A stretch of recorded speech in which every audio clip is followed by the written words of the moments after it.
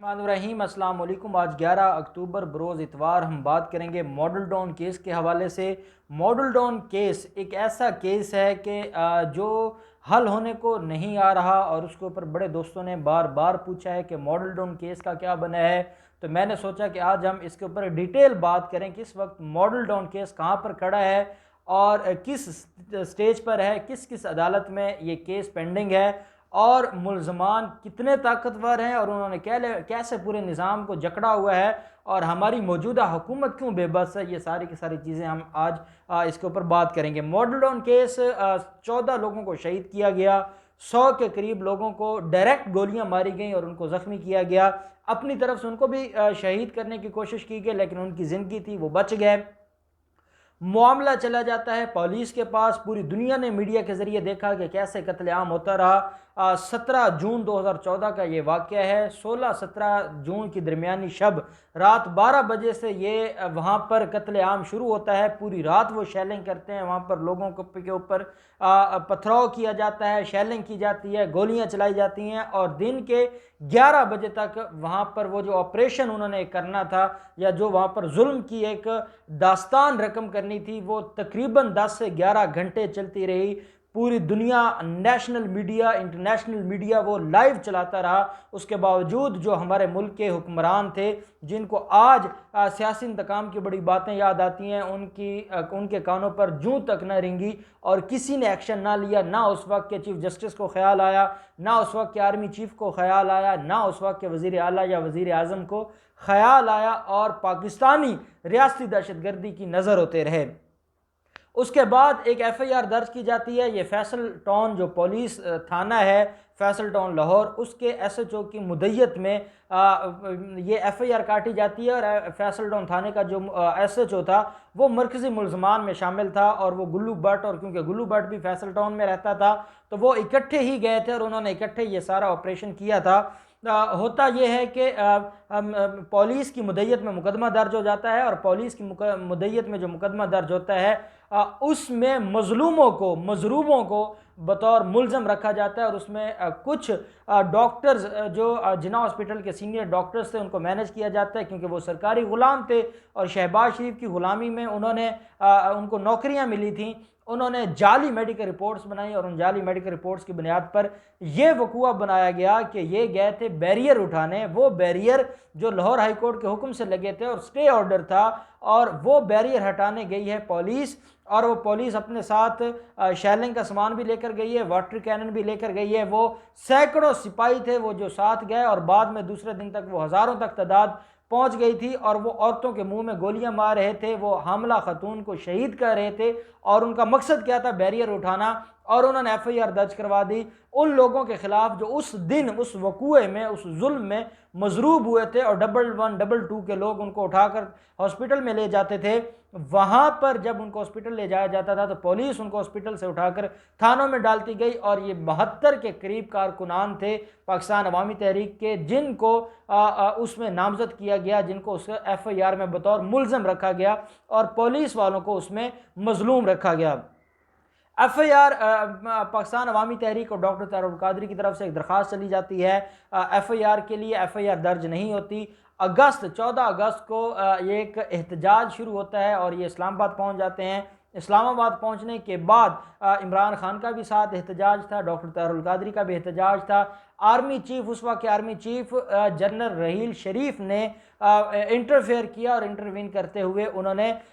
جو مظلوم تھے یا جو مضروب تھے ان کی مدیت میں ایک مقدمہ درج کروایا، اور وہ مقدمہ درج ہوتا ہے جس میں نواز شریف، شہباز شریف، حمزہ شہباز، رانا ثناءاللہ اور یہ سارے کے سارے لوگوں کو اس میں رکھا جاتا ہے۔ ساتھ ہی جب یہ وقوعہ ہوا تھا، اگلے دن ایک جوڈیشل کمیشن بنایا جاتا ہے، اور اس کی سربراہی دی جاتی ہے علی باقر نجفی صاحب کو، جو کہ لاہور ہائی کورٹ کے جج صاحب تھے۔ انہوں نے اس کمیشن کی رپورٹ جب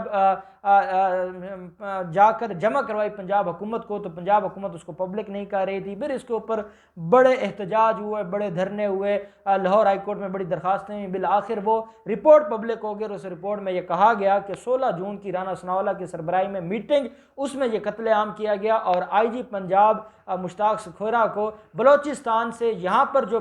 بلوایا گیا، یہاں پر جو ان کو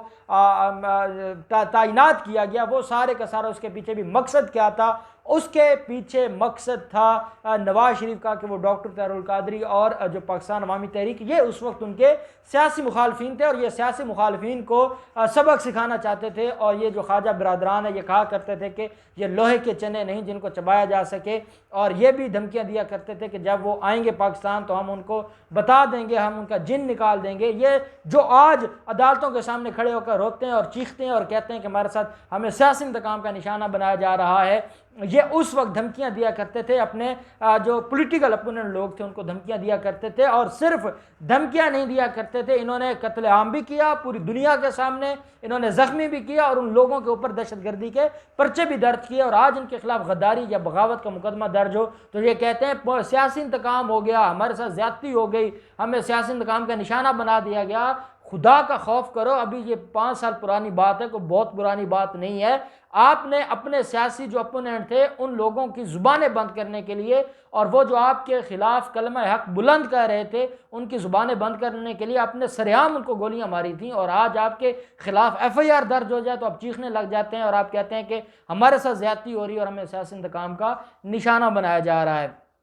FIR درج ہو جاتی ہے، دھرنے آ جاتے ہیں، آرمی چیف آ جاتا ہے اور سارے معاملات طے ہو جاتے ہیں۔ اس کے بعد کیا ہوتا ہے کہ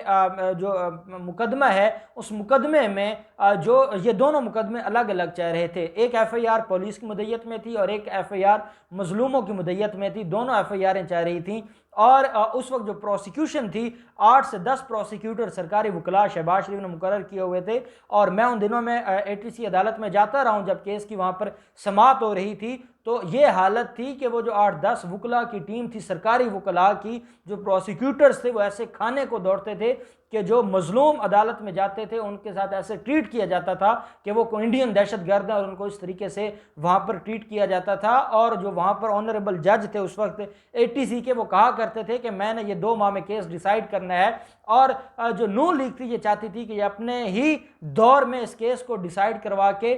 خود اس میں سے اپنے آپ کو صاف کروا لیں، اور جو مظلوم ہیں ان کے خلاف مقدمے کا فیصلہ ہو جائے اور وہ جیلوں میں چلے جائیں۔ اللہ کا کرنا ہوا اور ایک اچھے وکیل مل گئے مظلوموں کو، رائے بشیر صاحب جو کرمنل لاء کے بڑے اچھے وکیل تھے، انہوں نے ایک استغاثہ فائل کیا، اور اس استغاثہ میں یہ سارے کے سارے پکڑ میں آ گئے اور ان کے معاملات خراب ہو گئے۔ استغاثہ کی عدالت نے بطور ملزم نواز شریف، شہباز شریف اور ان لوگوں کو طلب نہ کیا، مشتاق سکھیرا اور باقی جو 124 پولیس والے تھے ان کی انہوں نے طلبی کا آرڈر کر دیا۔ جب مین ملزمان کو طلب نہ کرنے کا فیصلہ سنایا ATC کی عدالت نے، تو انہوں نے چیلنج کر دیا، یہ جو مظلوم تھے انہوں نے یہ چیلنج کر دیا لاہور ہائی کورٹ میں۔ لاہور ہائی کورٹ میں چیلنج کیا گیا، وہاں پر یہ فیصلہ آیا 1-3 کے حساب سے۔ ایک جج صاحب تھے جن کا یہ کہنا تھا کہ ان کو اس مرحلے پر بطور ملزم طلب کرنا چاہیے، 2 جج صاحبان نے فرمایا کہ ان کو طلب نہیں کرنا چاہیے، ان کو طلب نہ کیا گیا، اور وہ سارے کا سارا معاملہ پھر سپریم کورٹ میں چلا گیا جو آج تک پینڈنگ ہے۔ یہ میں آپ کو کیس کی سٹوری بتا رہا ہوں کہ یہ استغاثہ کا یہ کیس ہوا، استغاثہ میں استغاثہ رک گیا۔ اس کی وجہ کیا ہے کہ جن لوگوں کے خلاف کیس ہوا تھا، جو مرکزی ملزمان تھے، ان کو ATC نے طلب ہی نہیں کیا تھا، اور جو چھوٹے موٹے پولیس افسران تھے ان کو طلب کیا گیا۔ اس کی بنیاد پر اس معاملے کو لاہور ہائی کورٹ میں چیلنج کیا جاتا ہے، ایک ریویژن فائل کی جاتی ہے، وہ ریویژن خارج ہو جاتی ہے اور معاملہ اپیل میں چلا جاتا ہے سپریم کورٹ میں، جو آج تک پینڈنگ ہے۔ اتنے میں جو اللہ پاک مظلوموں کی سننے والے ہیں، انہوں نے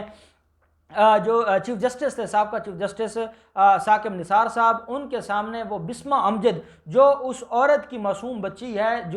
جس کے منہ میں گولی ماری گئی تھی، وہ ایک درخواست لے کر جاتی ہے۔ اس درخواست میں یہ موقف لیا جاتا ہے کہ نئی JIT بنائی جائے اور وہ JIT نئے سرے سے تفتیش کرے۔ پہلے JIT شہباز شریف نے ایک بنائی تھی اور وہ اس میں اس نے سارے لوگوں کو کلین چٹ دے دی تھی، اور جو باقی لوگ تھے جو مظلوم تھے ان کو انہوں نے گناہگار قرار دے دیا تھا۔ باقر نجفی کمیشن کی جو رپورٹ تھی اس کی کوئی قانونی جو ایویڈینشری ویلیو اس لیے نہیں تھی کہ جب تک پروسیکیوشن، کیونکہ اسٹیٹ تھی پروسیکیوشن، اور پروسیکیوشن جب تک اس کو بطور ثبوت چلان کے ساتھ نہ لگاتی اس کی کوئی ویلیو ہی نہیں تھی۔ وہ ایک ان کے خلاف ایک بڑی اہم ایویڈنس تو تھی، لیکن پروسیکیوشن نے اس کو چلان کے ساتھ بطور شہادت پیش ہی نہیں کیا، تو اس کی تو حیثیت ختم ہو گئی۔ جو JIT بنی تھی وہ JIT ان کے خلاف رپورٹ کی تھی اور اس نے شہباز شریف اینڈ کمپنی کے حق میں رپورٹ کی تھی، تو پھر انہوں نے موقف اپنایا کہ ہم نئی JIT بنائی جائے اور نئی JIT نئے سرے سے اس کیس کو تفتیش کرے رہے اور اس کیس میں نئی چیزیں لے کر آئے، نئی JIT بنائی جاتی ہے، ثاقب نثار صاحب سے ڈنڈی وہ مارتے ہیں۔ میں اس کو ڈنڈی اس لیے کہوں گا کہ اگر وہ میرٹ کے اوپر یہ ڈیسائیڈ کر دیتے تو ایٹ لیسٹ وہ چیلنج نہ ہوتی۔ انہوں نے کیا کیا، اس کو ڈسپوز آف کر دیا اور پنجاب حکومت کے کھاتے میں ڈال دیا۔ پنجاب حکومت نے ایک 5 رکنی AD خواجہ کی سربراہی میں 5 رکنی ایک کمیٹی بنا دی، JIT بنا دی۔ اس کمیٹی نے تفتیش شروع کر دی اور یہ 90% تفتیش مکمل ہو چکی تھی۔ نواز شریف سے بھی ان کو شامل تفتیش کیا گیا، کوٹ لکھپت جیل میں شہباز شریف، رانا ثناءاللہ سب کے بیانات لیے گئے۔ جب وہ اپنی کنکلوژن کی طرف آنے لگی اور جب ان کے علم میں آیا شریف خاندان کے کہ ہمارے خلاف JIT رپورٹ پبلک کرنے جا رہی ہے اور یہ بطور ایویڈنس شامل ہوگی کیونکہ یہ JIT کی رپورٹ ہے، تو اس کے بعد انہوں نے ایک بندے سے، ایک پولیس والے سے چیلنج کروائی۔ اس کی جو فارمیشن ہے 5 لوگوں کی، اس کو چیلنج کروایا، چیلنج ہوا اور وہ چیلنج ہوتے ہی اس کے اوپر سٹے ہو گیا۔ سٹے ہوتا ہے لاہور ہائی کورٹ کی طرف سے اور اس سٹے آرڈر کے خلاف چیلنج کیا جاتا ہے اس کو سپریم کورٹ میں۔ جب سپریم کورٹ میں چیلنج کیا جاتا ہے، سپریم کورٹ نے 3 ماہ کا ٹائم دیا لاہور ہائی کورٹ کو کہ JIT کے معاملے کو حل کیا جائے۔ یہ میں آپ کو بتا رہا ہوں فروری، میرے خیال میں 12 فروری تھی تب یہ فیصلہ سپریم کورٹ کا آیا تھا۔ اس کے بعد ایک 7 رکنی بینچ بنتا ہے، وہ 7 رکنی بینچ پہلی سماعت ہوتی ہے جولائی میں اور کہا جاتا ہے کہ اس کی سماعت اب 9 ستمبر کو ہوگی۔ 9 ستمبر کو سماعت نہیں ہو سکتی، بینچ اویلیبل نہیں تھا۔ 18 ستمبر کی ڈیٹ آتی ہے، 18 ستمبر کی ڈیٹ میں ایک جج صاحب اویلیبل نہیں تھے اور پھر اس کے جو JIT کیس تھا اس کی سماعت نہیں ہو سکی جو آج تک پینڈنگ ہے۔ جو JIT نے رپورٹ پبلک کرنی تھی وہ رکی ہوئی ہے، سٹے ملا ہوا ہے۔ جو JIT کا اس کا وہ جو سٹے آرڈر ہے اور مین کیس ہے اس کو چیلنج کیا ہوا ہے اور اس کے اوپر ایک لارجر بینچ تشکیل دیا جا چکا ہے، لیکن آج تک ایک سماعت بھی نہیں ہوئی اور وہ معاملہ وہیں پہ کھڑا ہے اور مظلوم ایک دوسرے کا چہرہ دیکھ رہے ہیں کہ کب انصاف ملے گا، کیسے انصاف ملے گا۔ میں یہ بھی سمجھتا ہوں کہ جو لوگ یہ کہتے ہیں کہ عمران خان کی حکومت کام نہیں کر رہی، ٹھیک ہے، وہ عمران خان کو اس کے اوپر بولنا چاہیے بطور ہیڈ آف دی اسٹیٹ، جیسے وہ پہلے بولتے رہے ہیں، ان کی خاموشی بہتر نہیں ہے۔ لیکن پرابلم یہ ہے کہ اب معاملہ لاہور ہائی کورٹ میں اور لاہور ہائی کورٹ جب تک ڈیسائیڈ نہیں کرے گی حکومت اس میں کچھ نہیں کر سکتی، اور حکومت نے اور جو لاہور پولیس ہے اس نے اب یہ ڈیسائیڈ کر لیا اس کو ری اوپن کرنے کا اور اس کیس کو دوبارہ سے نئے سرے سے لے کر چلنے کا۔ اب انہوں نے اعلان تو کیا ہے، اب دیکھتے ہیں کہ وہ کب ہو، اور اگر یہ عمر شیخ اس کیس کو ٹیک اوور کر لیں تو میں سمجھتا ہوں کہ یہ مظلوموں کے لیے ایک بہت بڑی خوشخبری ہوگی اور ان قاتلوں کے لیے یہ یوم حساب ہوگا اور ان کو اس کا حساب دینا پڑے گا۔ یہ ماڈل لاء کیس ہے اور یہ اس کی اب تک کی ڈیولپمنٹ ہے۔ اب دیکھتے ہیں اس میں کوئی مزید ڈیولپمنٹ ہوگی تو ہم آپ کے ساتھ شیئر کرتے رہیں گے۔ اللہ پاک پاکستان کا حامی و ناصر ہو۔ بہت شکریہ، اللہ حافظ، پاکستان زندہ باد۔